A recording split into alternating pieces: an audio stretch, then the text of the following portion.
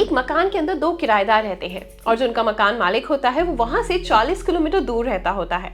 अब उन दोनों किराएदारों में यानी उनका मीटर तो एक ही होता है, लेकिन वैसे दोनों सेपरेट किराया देते होते हैं। तो अब जब उनमें से जो एक किराएदार होता है जो बहुत कम आता है, कभी कभार आता है, लेकिन जो दूसरा किराएदार होता है मीटर एक होने की वजह से उसके मन में एक बात क्लिक करती है कि इसका बिल भी मैं ही दे रहा हूँ, ये तो आता ही नहीं है, तो ऐसा करता हूँ इसका कनेक्शन काट दूंगा तो मेरा ही फायदा होगा, मेरे 200-400 रुपए भी बच जाएंगे।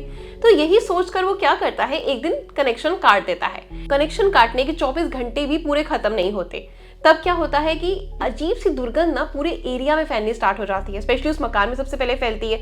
वो सोचता है कि आसपास से वैसे ही आ रही होगी, फिर पूरी गली मोहल्ले में वो इतनी दुर्गंध तेज हो जाती है कि लोग परेशान हो जाते हैं, जानना चाहते हैं कि आखिरकार ये स्मेल आ कहाँ से रही है। जब जांच पड़ताल की जाती है, देखा जाता है कि किस जगह से एग्जैक्ट स्मेल आ रही है, तो वो जो किराएदार जो सिंगल वाला होता है उसको पता लगता है कि इस मकान से यानी मेरे ही बचे हुए जो फ्लैट है उसी में से आ रही है। जो एरिया में 2 फ्लैट डिवाइड करे होते हैं तो इसी जगह से वो स्मेल आ रही है।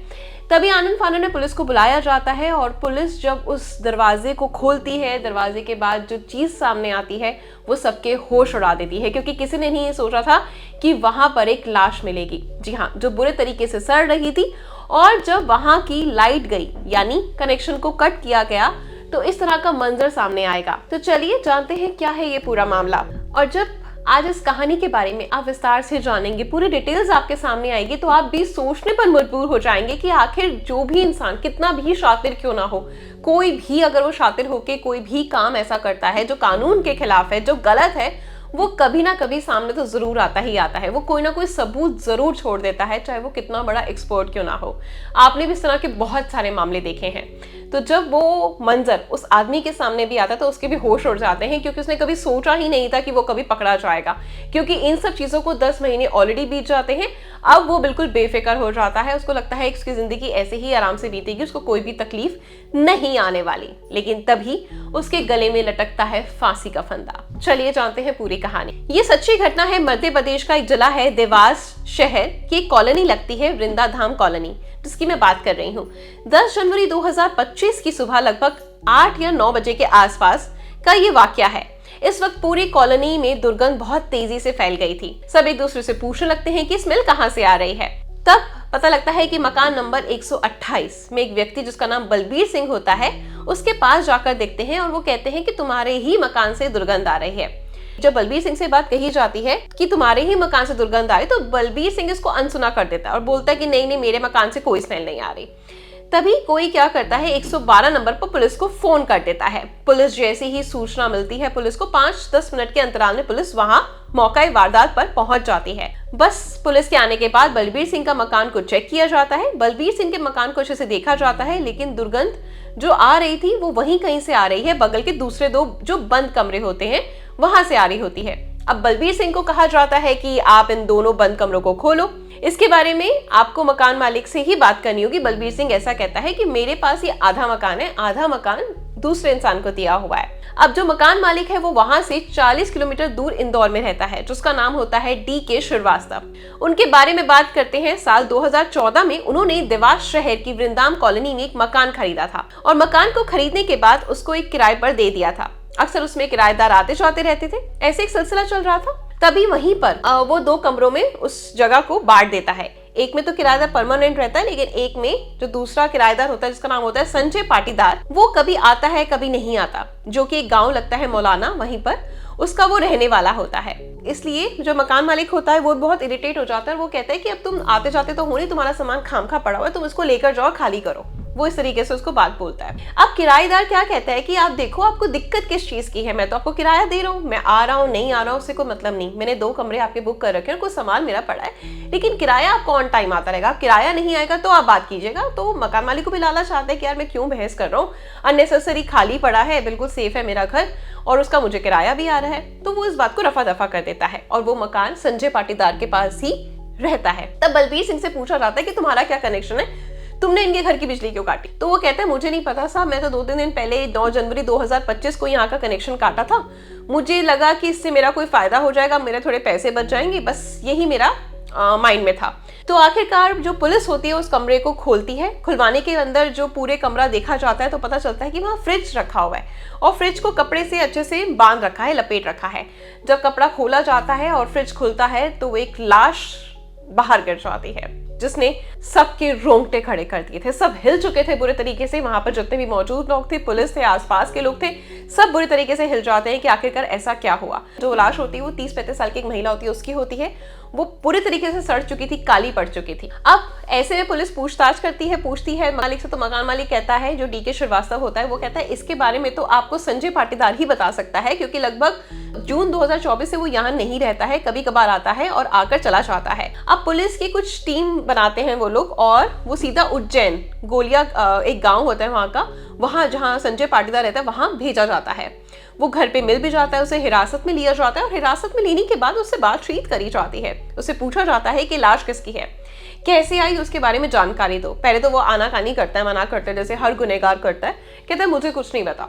फिर सडनली जब उसे सख्ती से पूछताछ होती है तो वो सारा का सारा सच उगल देता है। तब वो बताता है कि ये जो लाश है वो उज्जैन की फ्रिंगल्स की रहने वाली प्रतिमा उर्फ पिंकी की है। पिंकी के बारे में जब पूछा जाता है तो वो बताता है कि साल 2016 में इसने एक व्यक्ति जो कि राजस्थान का ही रहने वाला था, जिसका नाम है सुभाष महेश्वरी होता है, उससे लव मैरिज की थी। लेकिन कुछ समय तक उसके साथ जरूर रहती है, लेकिन दोनों के आपस में बनती नहीं थी, इसलिए उससे अलग हो जाती है। और ये लव मैरिज जब करती है तो लव मैरिज जो उसका परिवार होता है वो उससे बहुत ज्यादा गुस्सा हो जाता है। इसी वजह से वो उससे बातचीत करना छोड़ देता है और वो यहाँ आकर रहना स्टार्ट कर देती है। और ऐसे में क्या होता है, उसकी जो मुलाकात होती है ना पिंकी की, वो संजय पाटीदार के साथ होती है और इन दोनों में आपस में प्यार हो जाता है। संजय पाटीदार भी शादीशुदा होता है, वह भी इस महिला के प्यार के जाल में फंस जाता है। दोनों आपस में दूसरे के साथ रहने लगते हैं पति पत्नी की तरह। और जो आसपास के लोग होते हैं जहां ये रहते हैं, देवास के वृंदावन कॉलोनी में मकान नंबर 128 में रहने लगते हैं। और वहां पर जब रहते हैं तो आसपास के लोग भी इनको पति पत्नी के रूप में ही देखते हैं। वो सिंदूर भी लगाती है, इस तरीके से बातचीत भी करते हैं कि पूरा मोहल्ला यही सोचता है कि यस ये हस्बैंड वाइफ है, क्योंकि उनका रहन सहन ही ऐसा होता है। अब ऐसे में जो पिंकी होती है वो बहुत ज्यादा परेशान हो जाती है कुछ समय बाद। उसको लगता है कि नहीं, उसको एक नाम की जरूरत है, इस रिश्ते को नाम देने की जरूरत है। तो वो संजय पाटीदार पर जोर जबरदस्ती करने लगती है, दबाव बनाने लगती है कि वो उससे शादी कर ले। लेकिन संजय पाटीदार उसको काफी बार समझाता है कि नहीं, मैं एक बहुत बड़ी बच्ची है, मेरी उसकी शादी भी होने वाली है और मैं पहले से शादीशुदा हूं, मैं तुमसे शादी नहीं कर सकता। ये तुमको मैंने स्टार्टिंग में भी क्लियर करा था। बट ऐसे में जो अब लेडी थी वो समझने को तैयार नहीं थी, तो वो उस पर जोर बना रही होती है। अब बातचीत कहाँ अड़ जाती है आपस में, दोनों में 2024 में बहुत ज्यादा तानाकशी स्टार्ट हो जाती है रिश्ते में। प्रॉब्लम्स क्रिएट होना स्टार्ट हो जाती हैं, दोनों एक दूसरे के अगेंस्ट हो जाते हैं। जो रिश्ता भी बहुत प्यार से चल रहा था, बहुत प्रेम से चल रहा था, दोनों एक दूसरे के खिलाफ हो जाते हैं, बहुत ज्यादा बहस होने लग जाती है। तभी क्या होता है, अचानक से झगड़ा होता है। इसी के बीच उनका एक दोस्त आता है जिसका नाम होता है विनोद, जो कि अगोलिया का रहने वाला होता है। विनोद भी अचानक आ जाता है और संजय और प्रतिभा आपस में दोनों का झगड़ा कर रहे होते हैं, फसाद कर रहे होते हैं। इसी बीच संजय को इतना गुस्सा आता है कि वो दुपट्टे से उसका गला दबाने की कोशिश करता है। जैसे ही प्रतिभा ने चिल्लाने की कोशिश करते तो विनोद उसका साथ देता है और उसके मुंह पे हाथ रख देता है और वो दुपट्टे को तब तक खींचते हैं जब तक कि प्रतिभा यानी पिंकी की जो है सांस ना रुक जाए। तो जैसे ही उसकी सांस रुक जाती है, तो रुकने के बाद जब उनका गुस्सा शांत होता है तो वो पछताते हैं। लेकिन अब पछताकर तो कुछ होना नहीं था, लाश को ठिकाने तो लगाना ही था। तो अल्टीमेटली वो यही सोचते हैं कि क्या किया जाए। तो वो सोचते हैं कि यस, इसकी कमरे की जो बिजली है वो चालू रहने देंगे, किराया देते रहेंगे और फ्रिज में इस लाश को डाल देते हैं। आगे की आगे देखी जाएगी कि क्या करना है इसके साथ। तो वो फ्रिज की सारी टोकरियां वगैरह जो बास्केट्स होती है बाहर निकालते हैं और उसको वहीं डंप कर देते हैं, मतलब दबा देते हैं उसी लेडी को वहीं पर और बंद कर देते हैं, दुपट्टे से कस के बांध देते हैं। और फिर वहां पे कभी कभार आकर चेक करते हैं कि यस वो ठीक ठाक तो है, लाइट तो आ रही है, कोई प्रॉब्लम तो नहीं। और इस तरीके से सिलसिला स्टार्ट हो जाता है। अब ऐसे में क्या होता है, जो उसका पड़ोसी होता है, यानी एक ही मकान को डिवाइड करा होता है लेकिन मीटर एक होता है, तो जो बलबीर सिंह होता है वो सोचता है यार ये आता जाता तो है नहीं और अननेसेसरी जो मेरा जो है पैसा बढ़ रहा है जो बिजली का है, तो उसको बचाने के चक्कर में वो कट कर देता है, यानी उसकी तार काट देता है। जब तार काटता है तो उस लाश की दुर्गंध बहुत ज्यादा फैल जाती है, क्योंकि अब तक तो लाइट आ रही थी, किसी को कुछ पता ही नहीं था कि फ्रिज में क्या है क्या नहीं, कोई स्मेल नहीं आती थी। लेकिन जब वो लाइट जाती है तो बॉडी की स्मेल बहुत बुरी तरीके से फैलना स्टार्ट होती है, जिससे कि पूरा मामला खुलकर सामने आ जाता है। और ऐसे में पुलिस को फोन किया जाता है और उस लाश का पता चल जाता है। संजय पाटीदार को तो पुलिस जो होती है वो गिरफ्तार कर लेती है, लेकिन उसका जो साथ देने वाला विनोद इंगोरिया होता है, जो इगोली गांव का रहने वाला होता है, उस व्यक्ति को भी गिरफ्तार करने के लिए जब पुलिस ने दबिश देना शुरू करा तो पता चला कि वो राज थाने के टोंक में उसने कुछ ऐसा अपराध किया जिसकी वजह से पुलिस ने उसे गिरफ्तार करा हुआ है और जेल भेज दिया है। फिलहाल वह राजस्थान के टोंक की जेल में बंद है और संजय को एक दिन पहले ही रिमांड पर लिया गया था। इसी घटनाक्रम के बारे में जानकारी जुटाई गई थी। इसके बाद वह पता चलता है कि वह शादीशुदा होता है और उसकी बेटी की जो शादी है वो फरवरी 2025 में है। तो जो अब होगी या नहीं होगी वो तो नहीं पता, बिकॉज संजय को तो जेल हो चुकी है। और जब उससे पूछा जाता है कि इस लेडी के घर वाले पूछने क्यों नहीं आए, अब तक है कहाँ, तो उनके बारे में भी संजय बताता है कि वो इसकी पहली शादी से बहुत ज़्यादा नाराज़ थे, तो इसलिए उन्होंने पता नहीं करा होगा। फिर जब उसके घर वालों का एड्रेस पता किया जाता है, फ़ोन नंबर पता किया जाता है, उनको सूचना दी जाती है कि उनकी बेटी की लाश ऐसे ऐसे मिली है।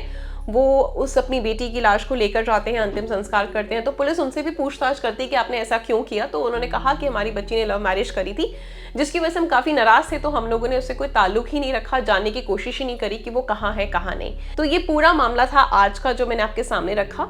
मेरा बताने का हर अपने न्यूज़ चैनल के माध्यम से यही पर्पस होता है कि आप प्लीज़ सचेत रहें, सावधान रहें, क्योंकि आपके आसपास के लोग जो हैं, अगर आप किसी गलत रिश्ते में पड़ रहे हैं जिसका आपको भी पता है वो गलत है, इसका कोई रास्ता नहीं, कोई मंजिल नहीं, तो उस पे रास्ते पर चलने से क्योंकि आगे जाकर आपको इन्हीं की तरह खामियाजा भुगतना पड़ेगा, आपकी मौत हो सकती है। तो यही है, सतर्क रहें, सावधान रहें और अच्छे रिश्तों में रहें। पति पत्नी का जो रिश्ता होता है वो कभी टूटता नहीं। जितना भी आप बाहर अफेयर्स करेंगे वो आखिरकार एक ऐसे मंजर पर लाकर आपको खड़ा कर देगा जहां सिर्फ और सिर्फ आपके आगे मौत होगी और कुछ नहीं। ठीक है, अंजाम हमेशा बुरा होता है। जो रिश्ता बना हुआ है, भगवान ने बनाया है, वो सही चल रहा है तो ठीक, नहीं चल रहा तो ठीक। एक्स्ट्रा चीज़ों में पढ़ने की कोशिश मत करें, किसी और का घर मत खराब करें, और नहीं तो आपका भी यही अंजाम होगा, है ना। चलिए मिलते हैं अगली खबर में। धन्यवाद, गुड लक।